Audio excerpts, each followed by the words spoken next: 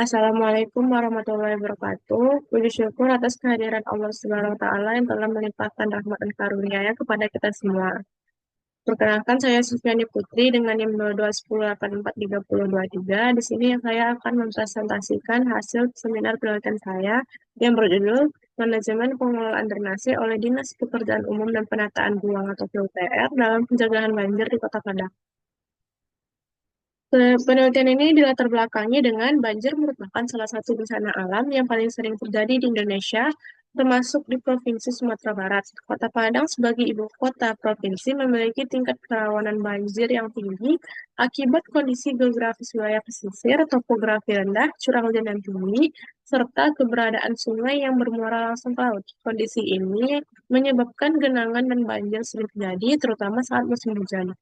Salah satu faktor utama penyebab banjir di kawasan perkotaan adalah sistem drainase yang belum berfungsi secara optimal.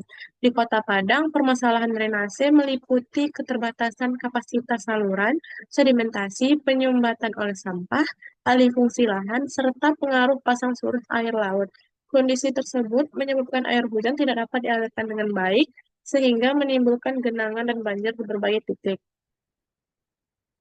Fenomena empiris dan teoritis penelitian ini adalah provinsi banjir di Kota Padang terus meningkat dari tahun ke tahun. Sumatera Barat mencatat 243 kejadian banjir sepanjang 2021 sampai 2025, jumlah tertinggi dibanding jenis bencana lainnya. Banjir pada Maret 2024 bahkan menerjang 8 kecamatan dengan lebih dari 8.118 jiwa terdampak dan 2.947 warga mengungsi. Peningkatan curah hujan turut membebani sistem drainase yang belum optimal. Kota Padang memiliki 7 outlet drainase utama bermasalah dan 78.270 meter jaringan drainase. Namun, data kebutuhan jaringan per kecamatan belum tersedia secara lengkap. Berdasarkan teori fungsi manajemen George Etteri, POAC, pengelolaan drainase yang efektif menuntut keempat fungsi perencanaan, pengorganisasian, penggerakan, dan pengawasan berjalan optimal dan saling terkait agar tujuan pencegahan banjir tercapai. Namun, secara empiris, penelitian terdahulu lebih banyak menyoroti penanggulangan banjir secara umum dan belum mengkaji secara spesifik pengelolaan drainase di SPOPR melalui pendekatan fungsi manajemen tersebut. Dalam pelaksanaannya, pengelolaan drainase oleh Dinas PUPR Kota Padang masih menghadapi berbagai kendala, yaitu keterbatasan SDM dan anggaran dalam fungsi perencanaan, belum terbentuknya UPTD atau UPT drainase khusus di bawah Dinas PUPR, data jaringan drainase per kecamatan belum tersedia secara lengkap, pemeliharaan saluran sekunder masih bersifat reaktif mengandalkan laporan warga, rehabilitasi saluran drainase terkendala keterbatasan anggaran, fungsi pengawasan dan evaluasi belum berjalan secara sistematis dan terjadwal. Dengan kendala tersebut, penting dilakukan kajian mendalam terhadap manajemen pengelolaan drainase oleh Dinas PUPR Kota Padang dalam pencegahan banjir menggunakan pendekatan fungsi manajemen POAC. Rumusan masalah dalam penelitian ini yaitu dengan bagaimana manajemen pengelolaan drainase oleh Dinas Pekerjaan Umum dan Penataan Ruang PUPR dalam pencegahan banjir Kota Padang. Tujuan penelitian ini untuk mengetahui pengelolaan drainase oleh Dinas PUPR dalam pencegahan banjir di Kota Padang. Manfaat teoritisnya dapat berkontribusi pada bidang keilmuan administrasi publik mengenai pengelolaan drainase dalam pencegahan banjir dan manfaat praktisnya sebagai bahan evaluasi dan masukan dalam meningkatkan pengelolaan sistem drainase sebagai upaya pencegahan banjir. Penelitian ini menggunakan studi penelitian relevan. Yang pertama itu oleh Muhammad Nezaku Teguh Prajatama dan Muslim yang berjudul Pengelolaan Drainase dalam Pencegahan Bencana Banjir di Kota Pekanbaru, Provinsi Riau. Yang kedua oleh Nova Wulandari 2020 yang berjudul Pengelolaan Sistem Drainase oleh Dinas PUPR Kota Pekanbaru tahun 2018, studi kasus drainase Jalan Saleh Abbas Pasar Bawah. Yang ketiga, IGD Deki Suareka Utama dan Putu Agustana 2021 yang berjudul Manajemen Drainase Dinas PUPR Kabupaten Buleleng dalam mengatasi banjir di Kota Singaraja. Yang keempat, Paskah Giovanni Silalahi 2004 dengan judul Pengelolaan Drainase sebagai Upaya Mitigasi Bencana Banjir oleh Dinas PUPR Kota Pekanbaru. Teori penelitian ini menggunakan teori Giorgi Arteri yang menyatakan bahwa manajemen adalah suatu proses yang khas terdiri dari perencanaan, pengorganisasian, penggerakan, pengawasan yang dilakukan untuk menentukan serta mencapai tujuan-tujuan yang telah ditentukan dengan menggunakan manusia dan sumber daya lainnya. Manajemen penelitian ini menggunakan teori fungsi manajemen dari Giorgi Arteri mencakup empat fungsi. Yang pertama, planning atau perencanaan. Yang kedua, organizing atau pengorganisasian. Yang ketiga, actuating atau penggerakan. Yang keempat, controlling atau pengawasan. Skema pemikirannya tertera sebagai berikut. Dan definisi konsepnya, yang pertama itu manajemen merupakan suatu proses yang berkaitan dengan perencanaan, pengorganisasian, pengarahan, dan pengawasan yang dilakukan individu maupun kelompok dengan memanfaatkan sumber daya yang ada untuk mencapai tujuan yang telah ditetapkan. Pengelolaan drainase merupakan serangkaian upaya yang dilakukan untuk merencanakan, mengatur, mengoperasikan, dan memelihara sistem saluran air agar air hujan atau air di permukaan dapat dialirkan dengan baik dan tidak menimbulkan genangan atau banjir. Pencegahan banjir merupakan suatu upaya yang dilakukan untuk mengurangi kemungkinan terjadinya banjir atau menekan dampak kerugian yang dapat ditimbulkan terhadap manusia, lingkungan, dan harta benda. Definisi operasionalnya, yang pertama, variabel pertama yaitu perencanaan atau planning, dengan menggunakan indikator, menetapkan tujuan dan serangkaian tujuan, merumuskan keadaan saat ini, mengidentifikasikan kemudahan dan hambatan, mengembangkan rencana. Variabel yang kedua yaitu pengorganisasian atau organizing. Yang pertama itu struktur organisasi, kedua pembagian kerja, koordinasi, serta alokasi fasilitas. Variabel yang ketiga, penggerakan actuating, yaitu dengan indikator kepemimpinan, komunikasi, dan motivasi. Variabel yang keempat atau yang terakhir, pengawasan atau controlling dengan indikator penentuan standar hasil kerja, pengukuran prestasi kerja, koreksi terhadap penyimpangan.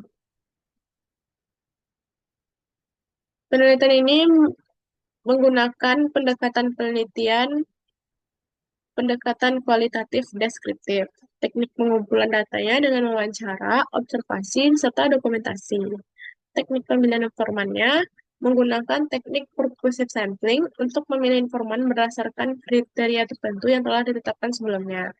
Peranan peneliti yang berperan sebagai instrumen utama dari penelitian untuk menentukan informan, mengumpulkan data, menganalisis, mereduksikan data, dan mendeskripsikan fenomena penelitian. Proses penelitian ini dimulai dengan mengumpulkan surat izin penelitian, melakukan survei dan wawancara awal dengan pihak terkait, dan mengumpulkan data awal sesuai dengan penelitian. Unit analisis ini adalah lembaga, yaitu Dinas Pekerjaan Umum dan Penataan Ruang Kota Padang. Teknik analisis datanya yang pertama menggunakan reduksi data, lalu penyajian data, serta verifikasi atau penarikan kesimpulan.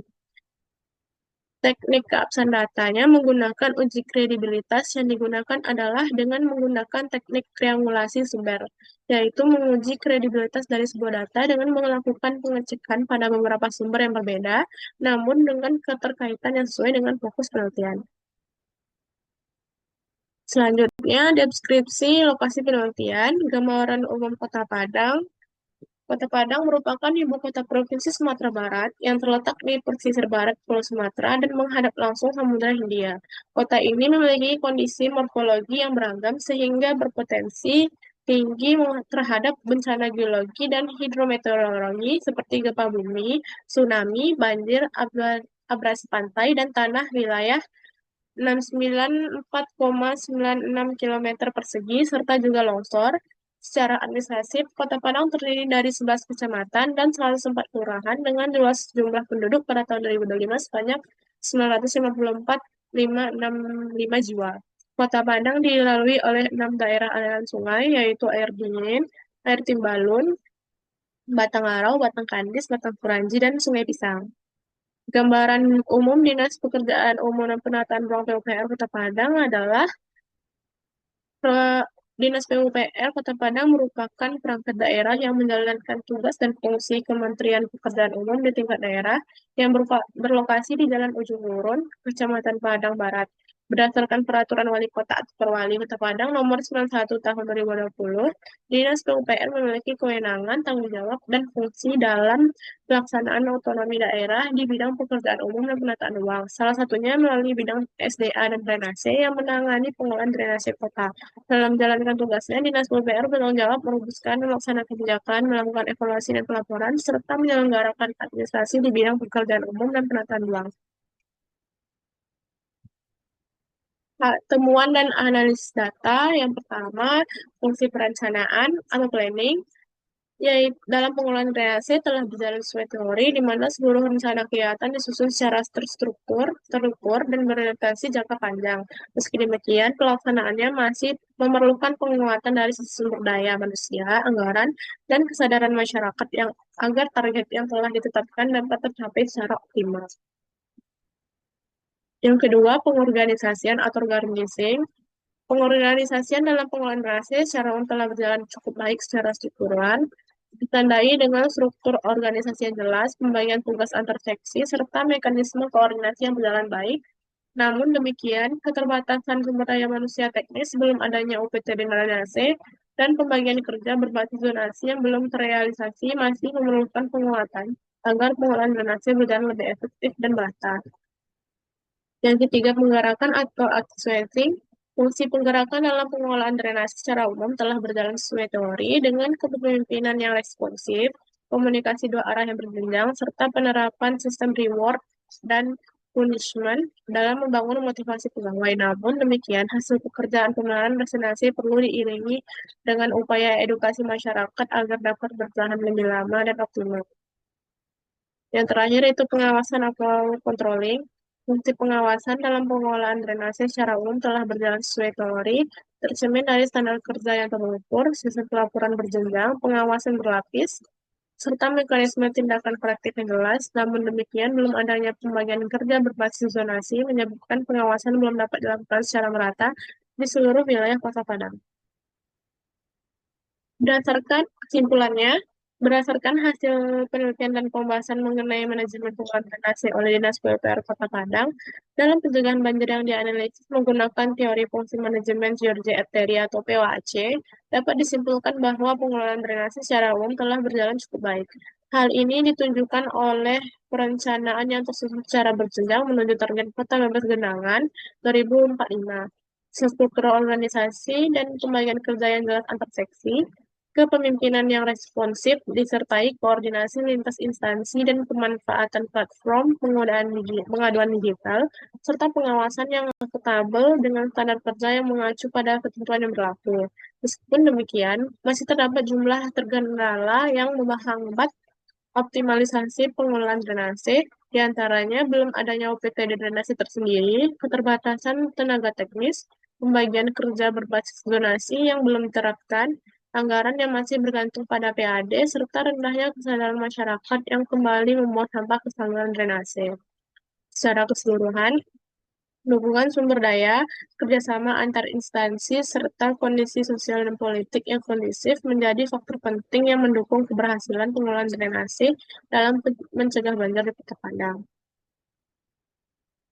Saran atau rekomendasi, yaitu dengan membentuk OPT drainase sebagai unit pelaksana teknis tersendiri agar penanganan drainase lebih terfokus dan tidak